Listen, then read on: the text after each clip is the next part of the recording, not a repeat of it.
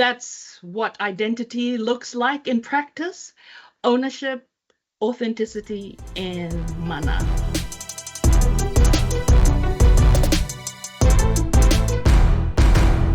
Pasifika TV is operated by Pacific Corporation Broadcasting Ltd and supported by New Zealand's Ministry of Foreign Affairs and Trade. And it was created to amplify Pacific voices.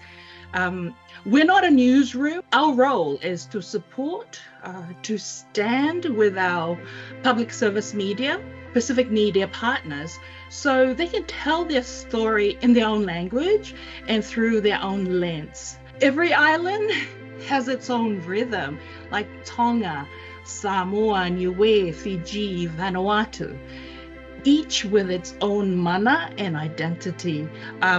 We're not all apples and oranges.